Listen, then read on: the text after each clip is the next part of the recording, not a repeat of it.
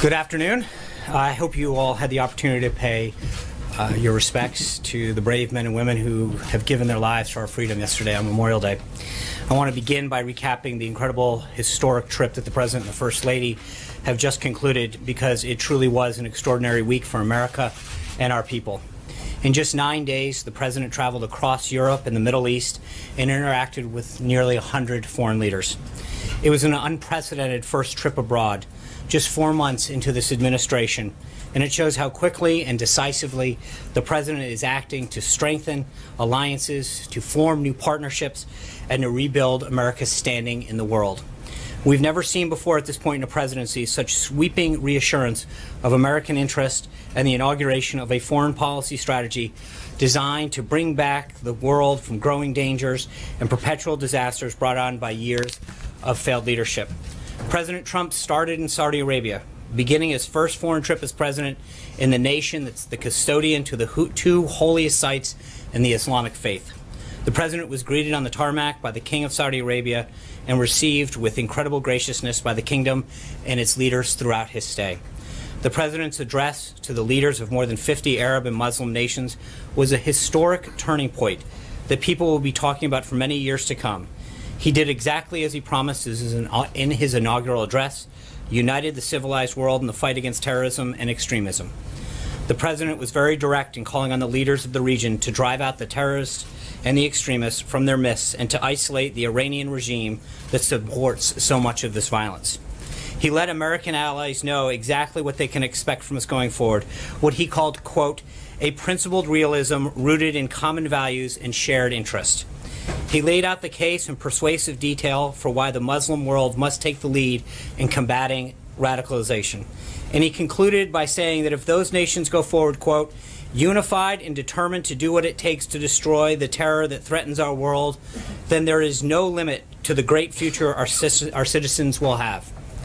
The president's historic speech was met with nearly universal praise. Former CIA Director Jim Woolsey called it, quote, a courageous speech. Former House Speaker Newt Gingrich said in the Washington Post that we have to look back decades to, quote, find a comparatively dramatic moment in the history of U.S. foreign policy. And former Democratic Representative Jane Harman said that she, quote, loved the idea that he's going to the fount of all three major religions. Countless Arab allies also praised the president's leadership on this visit. President al-Sisi of Egypt said that President Trump is, quote, a unique personality that is capable of doing the impossible. The Saudi foreign minister said that, quote, this is the beginning of a turning point in the relationship between the United States and the Arab and Islamic world. King Salman and other key allies also gave extraordinary speeches at the summit, underscoring just how much President Trump has done to rally the world against terrorism.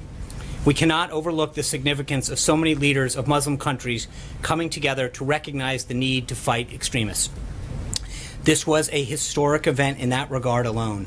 King Salman said he shares the president's determination to, quote, renounce extremism and work on countering terrorism in all its forms and manifestations. King Abdullah of Jordan agreed that, quote, the grave challenges of terrorism and extremism demands coordination and global action at every level. He stated that, quote, we are all accountable for our commitment to fight radicalization in all of its forms. The visit also included historic economic development deals for the United States, totaling well over $500 billion in the creation of tens of thousands of American jobs. These deals include an immediate $110 billion investment, which will grow to $350 billion over the next 10 years in defense cooperation from Saudi Arabia that will further enable Muslim troops to take on a greater role in fighting terrorism.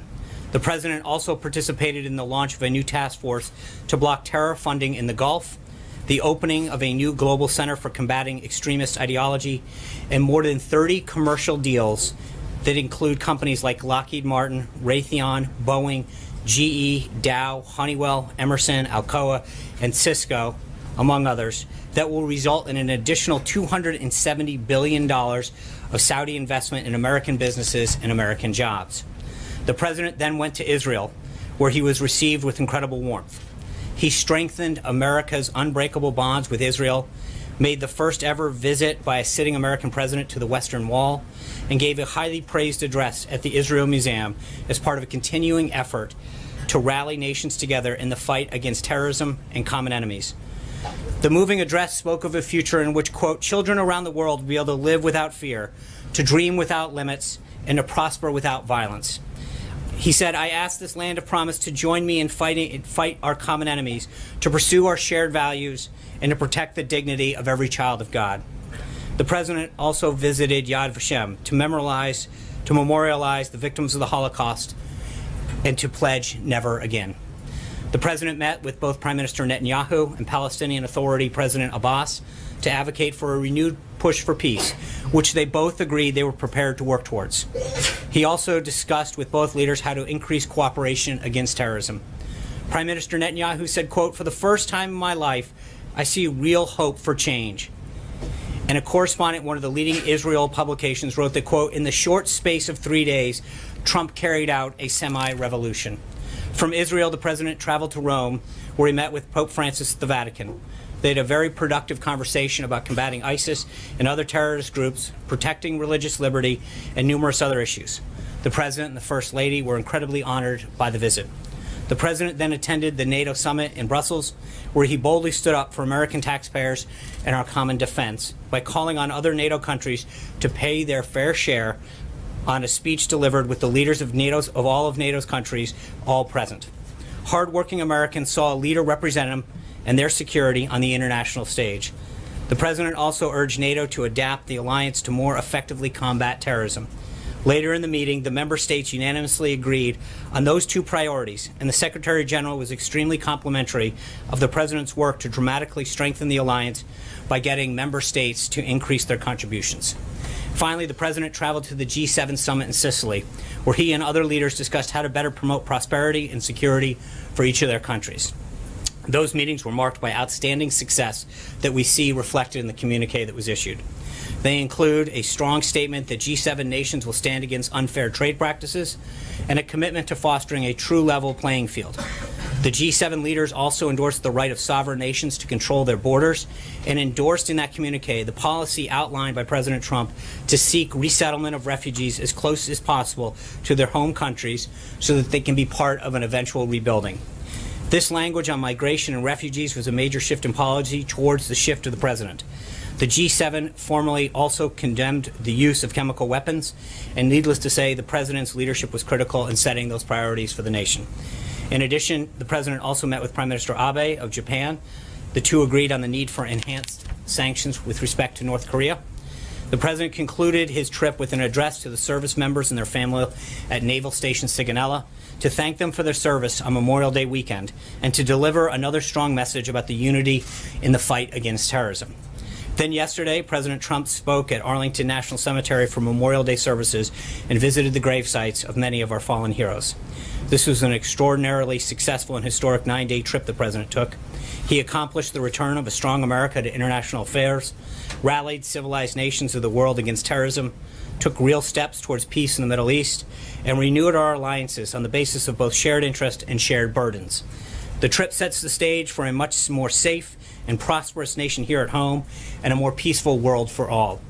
We're back at home now, and the president and his cabinet are moving full steam ahead on the president's agenda. As the president noted this weekend, his plan for the most significant tax reform in decades continues to progress, led by Secretary Mnuchin and NEC Director Cohn.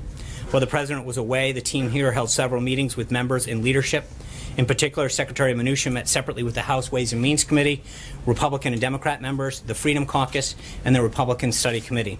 The vice president also discussed tax reform with multiple members and with leadership during his regular visits to Capitol Hill. We'll begin holding industry listening sessions next week, providing an opportunity for business leaders and job creators to give us their inputs on what reforms are necessary to allow us to grow jobs and the economy. This morning, the president met with Environmental Protection Agency Administrator Pruitt. One of the topics that they discussed, of course, was the president's upcoming decision on the Paris Climate Accords. As I've told you overseas, this is the subject that the president is spending a great deal of time on, and one that he spoke to the G7 members about during their meetings. Ultimately, he wants a fair deal for the American people, and he will have an announcement coming on that shortly. Also today, the President's trade representative, Ambassador Robert Lighthizer, is having several meetings with representatives from the Vietnamese government, including the Prime Minister and the Trade Minister, ahead of tomorrow's visit between the President and the Prime Minister. U.S. Trade Representative will have readouts on those meetings available for you this afternoon. Ambassador Lighthizer will also be speaking at the Chamber of Commerce Gala this evening for the Vietnamese Prime Minister. That speech should be available via the U.S. Chamber's Facebook page. During his speech, Ambassador Lighthizer will highlight the developments of our bilateral relationships with Vietnam over the past 2 decades, while underscoring the work ahead in addressing the challenges presented by the recent sharp increase in our trade deficit with Vietnam. As the President has made abundantly clear, trade deficits and unfair trade practices have disproportionately hit American workers. Through a robust and varied trade agenda, this administration is strengthening our important relationships with partners like Vietnam by leveling the playing field for American businesses throughout the world. And with that, take your questions. Bill. Yeah, to the issue of the Russia probe, I'm wondering, Sean, if you can tell us when the President knew, whether the President knew at the time that Jared Kushner was seeking to establish back-channel communications at the Russian embassy to the Russian government. And if he didn't know at the time, when did he find out? I think that assumes a lot, and I would just say that Mr. Kushner's attorney has said that Mr. Kushner has volunteered to share with Congress what he knows about these meetings, and he will do the same if he's contacted or connected with any other inquiry. Did the President discuss it, though? I'm not going to get into what the President did or did not discuss, but what your question assumes is a lot of facts that are not substantiated by anything but anonymous sources that are so far being leaked out. Does he approve of that action? You're asking if he approves of an action that is not a confirmed action. That being said, I think Secretary Kelly and General McMaster have both discussed that in general terms, back channels are an appropriate part of diplomacy. So does the White House dispute that happened? I'm not going to get into it, but your question presupposes facts that have not been confirmed. Francesca. Thank you, Sean. Did the President retweeted this morning an article about that back channel that was based on an anonymous source that said that there was an effort to set up a back channel, that it was the Russians who suggested that, and that it was to talk about Syria? Was the President not confirming that there was an effort and the facts that I just said? I think what I just said speaks for itself. But you said that first of all that the article was based on anonymous sources, Which it is. But the Fox article that the President retweeted was also based on anonymous sources. Why are those sources, or the source rather, that they used more credible than the ones in the Washington Post article? Again, I don't think there's two issues at hand. One is the statement that Jared's attorney has provided. Second is whether or not the dossier that is largely the basis of this was largely discredited in the first place. Most of the publications here refused to even publish it in the first place. So again, I'm not going to get into confirming stuff. There's an ongoing investigation. John. Gizzy. Oh, I'm sorry. Thank you, Sean. I have 2 questions. First, the President, for the second time in a month, retweeted his desire for the Senate to reduce the votes to pass anything to 51, which would effectively scuttle the filibuster for legislation as it has been scuttled for nominations. Is this something he discussed with Majority Leader McConnell or any of the Senate leadership before he tweeted it? I think the concerns that he's had with the pace of the Senate has been longstanding. Obviously, the use of the filibuster and the rules of the Senate are ultimately up to Senator McConnell. But I think that the frustration that he's had with the pace of some of the legislation, some of the obstructionist tactics that Democrats have employed, whether it's his cabinet nominees or other pieces of legislation, has been well documented. But he wants to scrap the filibuster entirely as well. I think he wants to see action done, John. That's what the President wants. Whether it's the delays that Democrats pose to his cabinet nominees or pieces of legislation, he wants action. This President was elected to get things done, and he wants to see things move through the House and the Senate, especially when you've got a majority of support and people to stop playing games. Zeke? Second question, I did want to mention that before he left to go abroad, the President praised Philippine President Duterte for his action against drug dealers and dealing with them. Various human rights groups have condemned President Duterte, saying that a lot of the executions of drug dealers have been done without trial. Does the President stand by his words of praise for the Philippine president? I think the president recognizes the need to combat drugs, but he also believes in human rights. It's something that he's worked with several countries. It's one of the reasons that he's reviewing the Cuba policy, et cetera. He wants human rights. It's something that's very strong to him. It's something that he's discussed in private with several countries. Zeke? Tomorrow's the deadline for the interest in MCA, the expiration of the last Obama waiver, the 6-month waiver. Has the president made a decision whether or not to sign another waiver? No. And so that decision will be made in the next 24 hours, presumably? When the president has a decision to make, we'll let you know. And secondly, we're also waiting on a few other reviews, both for the ISIS review as well as the Afghanistan review. Right. What is the status of those? You mentioned the Paris will be hearing this week. The president said, what about the other two subjects? I think on the Afghanistan review, he's still reviewing that from the Department of Defense. When we have an announcement, we'll let you know. Sarah? John, the president tweeted on Sunday that he thinks Republicans should, quote, add more dollars to health care and make it the best anywhere. What did he mean by that? Well, there's a lot of savings that are coming out of the repeal and replace effort right now. I think we're at $119 billion that we saved through the president's efforts. And I think the health care has been something that the president's been very clear on throughout his time as a candidate, through his presidency, to make sure that the American people get the care and the accessibility that they need. He understands how important health care is, and the bottom line is he's going to do whatever it takes to make sure that people have quality, accessible health care. But add more dollars, did he mean to the high-risk pools? Did he mean to the cost-sharing reduction payments? Where did he want to add them? I think this is the bill's in progress. Obviously, it's in the Senate right now, and he's willing to work with them to do what it takes. Olivier. Thanks, John. Following on one of Zeke's questions, Afghanistan's now the country's longest war. How much more American blood and treasure is the president willing to expend, and does he think it's a winnable conflict? I think the conflict that he wants to defeat ISIS. He wants to defeat al-Qaeda. He wants to defeat threats, to defeat terrorism. I think I just read to you throughout the trip that was the common thread. The uniting the Muslim world, talking about it with Prime Minister Netanyahu and President Abbas, talking about it even with the Pope, that wherever he went on this 9-day trip, protecting our country, protecting the world's people, was at the front of that discussion. And I think he wants to do whatever he has to do to make sure that our country is safe and our people are safe. That's why he's asked for this review. Hey, Sean, let me ask you a couple, if you don't mind. First, on tax reform, the president tweeted over the weekend that it was going, quote, very well. You just used the word progress. However, Republicans on the Hill still appear to be divided. The president tweeted today that maybe they should reverse the filibuster rule. So I'm wondering what the progress is and what is it that is going very well at this point in time?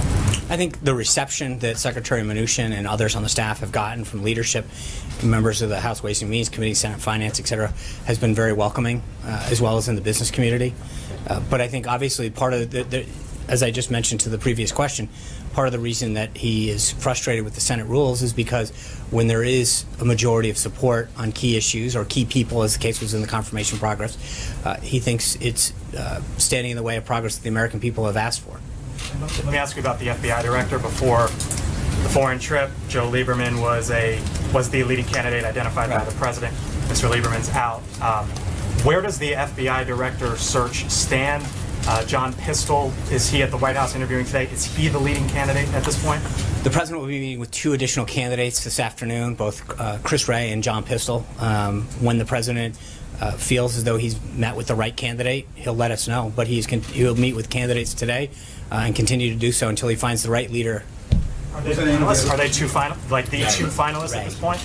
Huh? Are they the 2 finalists or 2 of a expanding group? The president is the ultimate decision maker, and when he makes a decision as to who he believes is best to lead the FBI, he will let us know. Katie. The president tweeted that tax reform is going well, but you just said that he's actually very frustrated with the lack of progress in the Senate. So does the White House still stand by its August deadline for tax reform? And does the White House still believe that health care, tax reform, and infrastructure is going to get done this year? So just so we're clear, there's 2 separate issues, right? One is, I think the talks that Secretary Mnuchin and other members of the staff have had and the reception that they've gotten to the president's bold tax reform proposal is extremely welcoming. I think the president in general finds it frustrating the way how the Senate operates. And again, I'm dating this back to the holdup that they had on some of these unbelievably well-qualified nominees. So they're not we don't want to mix those two issues together. But I think he feels very encouraged by the reception that he's gotten to tax reform. Secretary Mnuchin, who had made the comment about August, had talked about, while that was a goal, that we'll continue to work as hard as we can to get it done. But we've got a pretty bold agenda. He's still pushing hard on health care. Infrastructure is a priority of his.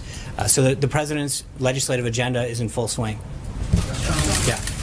No. Where do you see the state of the U.S.-German relationship right now, and how important is that relationship to the White House and the president and the American public?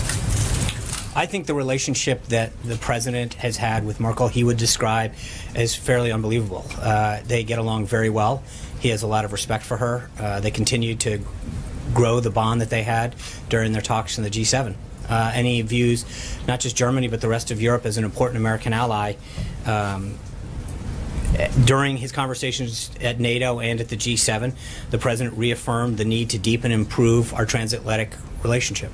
And how did he view her comments that she felt that Europe could no longer depend on the United States? Well, respectfully, that's not what she said. So since you're misquoting the chancellor, let me read what she actually said. She said the time when Europe could rely solely on others is somewhat in the past. And as I've witnessed over the past few days, Europe must take its fate into its own hands. This means working in friendship with the U.S., the U.K., and neighborly relations with Russia and other partners. That's great. That's what the president called for. He called for additional burden sharing. The Secretary General of NATO said that the president's calls are what's moving them in the right direction. The president is getting results, and more countries are stepping up their burden sharing.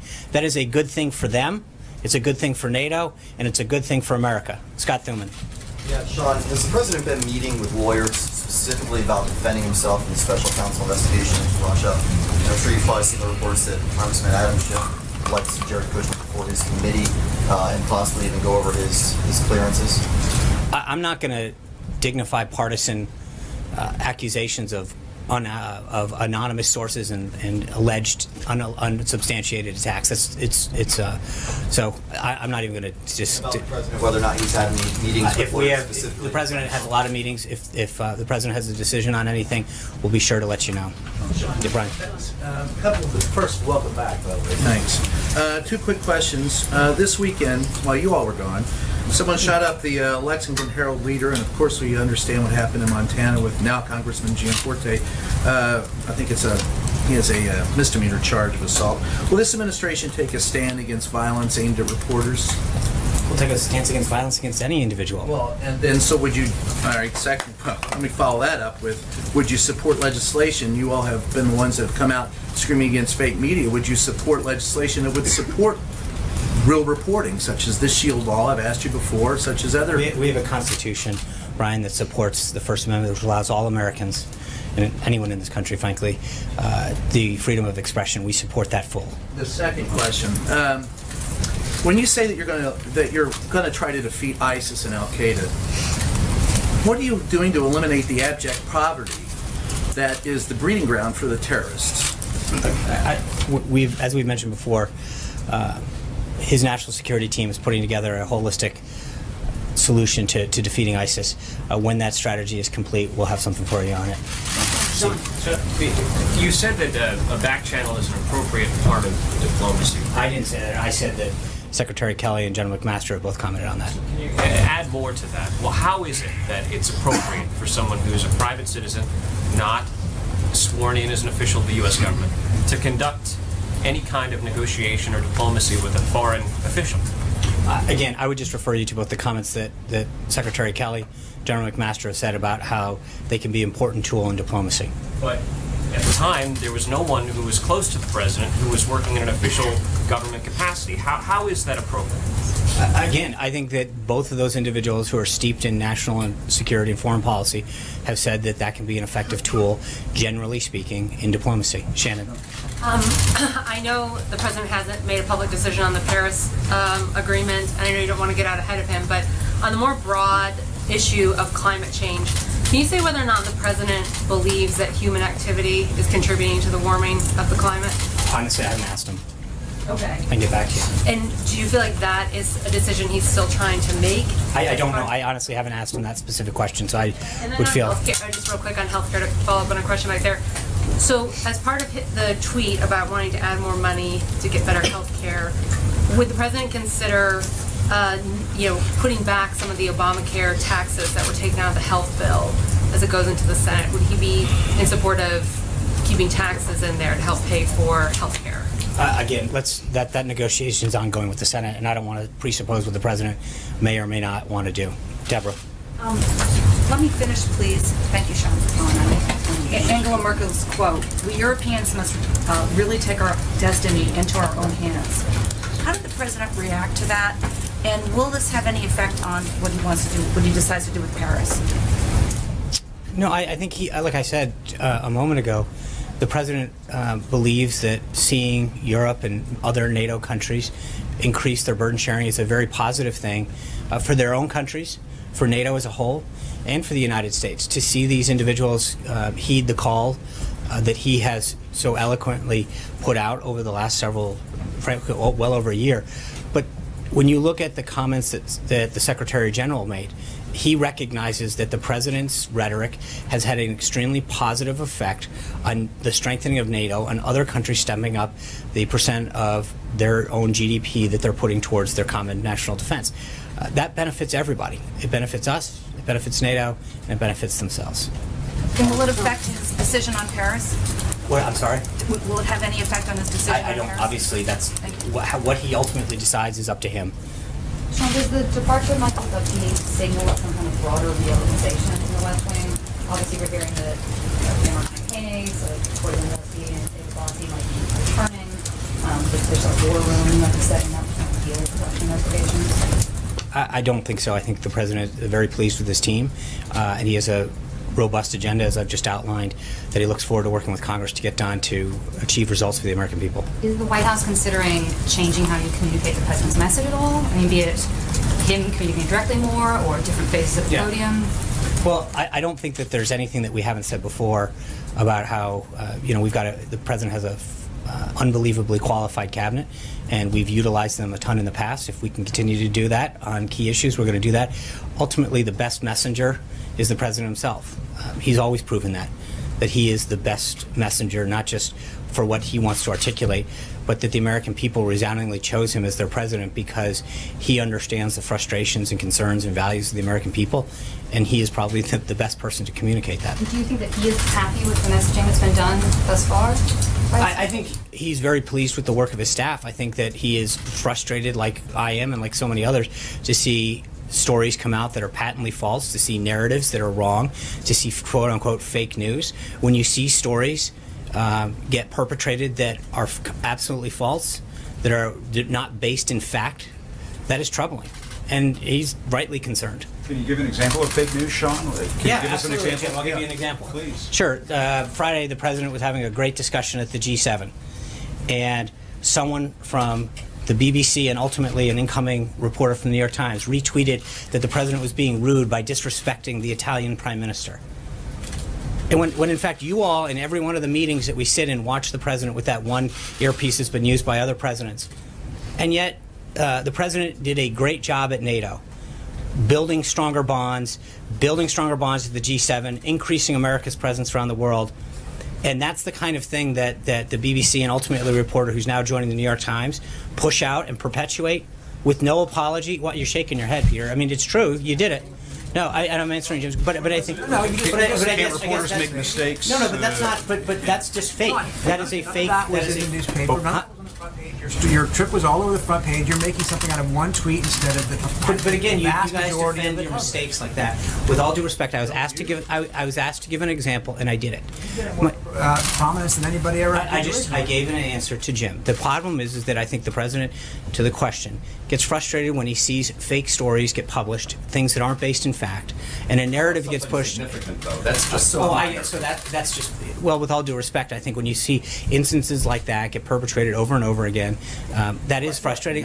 I'm not here. I didn't come here with a list of things, but I think that there's well, thank you. I appreciate it. What you get to decide what's big and what's not. I think there's a lot of the stuff that has gotten pushed out based on unnamed, unaccountable sources that is very troubling. And I think when you see the same kind of thing happen over and over again, it is concerning. And I think the president has fought very hard to bring back jobs. You, as I mentioned, you had over $500 billion of investment that's coming in that's going to grow jobs, grow our economy.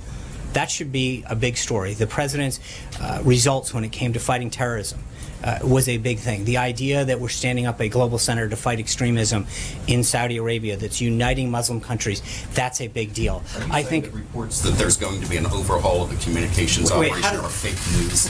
I think I know. So now you want to come back to that. What I'm telling you is that the reason that the president is frustrated is because there's a perpetuation of false narratives, a use of unnamed sources over and over again about things that are happening that don't ultimately happen, and I think that is troubling. Thank you guys very much. I appreciate it.